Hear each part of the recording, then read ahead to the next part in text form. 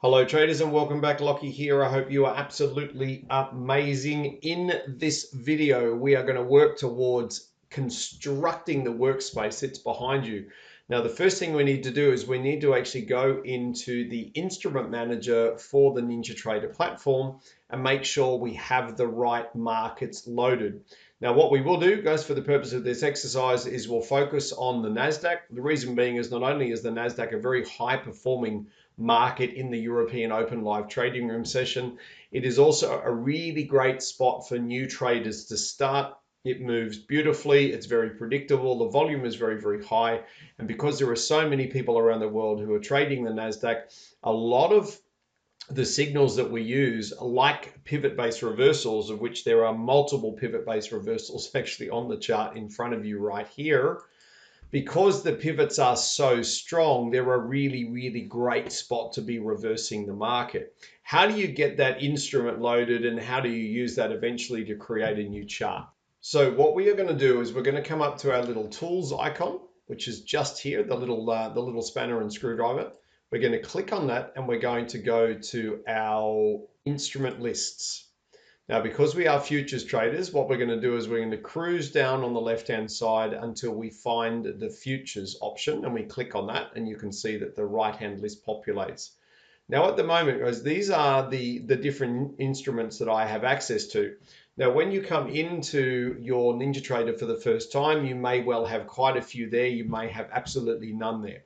So let's just assume at this point in time that you have none there and you want to be a NASDAQ trader. What you do is you come down to the little add button over here. Your intent is to add the current NASDAQ instrument to your futures list. So we come down here and we push add, and we end up getting this great little search function. Now, for those of you that want the little cheat code for the NASDAQ, the cheat code is NQ.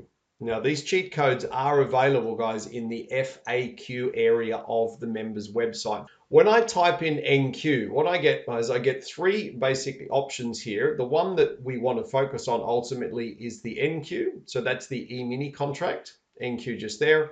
And we've also got the micro NQ, otherwise known as the MNQ, which is a phenomenal little opportunity for those people that do want to start trading live, but you don't have a large account. Now, for the purpose of the exercise, we are going to push on NQ. Now, if you push on it once, as I tend to find, it doesn't do anything, right? So what I do is I double click on this, which I've just done, and immediately what we find is the NQ current contract, which is NQ3 of 24, has just been added to our instrument list. Now, what this means is when we do go and open up a chart, we will be able to choose the NQ as a potential trading market. Now, that said, guys, I do want to go and load a little bit of an exotic. Okay, I want to go through the process again, just so if you want to, for example, you wanted to trade the Aussie dollar. Let's go through the process again to clarify how we add an instrument.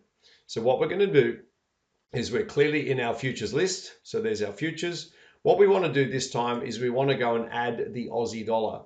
Now you can see here, guys, there's this enormous list of instruments as I scroll down. There's lots and lots and lots and lots of them.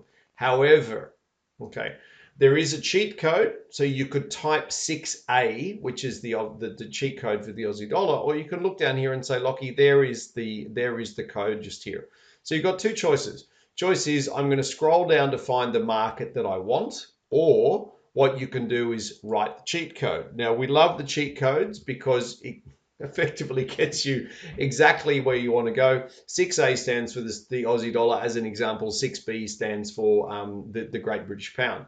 So again, guys, if I click on this once, it tends to do nothing. Okay, a little bit of a trap. If I click on it twice, okay, what you will find is that the 6A, okay, there is our contract that's actually been added. So if I wanted to, I could actually go and open a 6A, or I could go and open an Aussie dollar chart. So what we want to do, ladies and gents, once we have added the desired instrument or the market that we want to trade, what we do is we go through the process of push apply, and then we push OK, and the window disappears. Now what that means is when we go to open a chart, which is a very, very simple process of pushing new, and then the drop down will allow us to go to chart.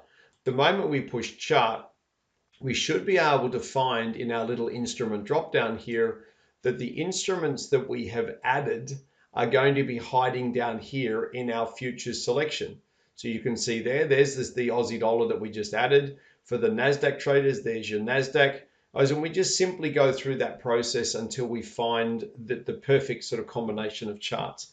Now, in this case, what we're going to do is we've worked out how to add an instrument. What we will do in the next video is we're going to say, well, Lockie, now we've added an instrument, how do we actually build a new trading chart? So let's move on to the next video and we'll talk about how to build a trading chart.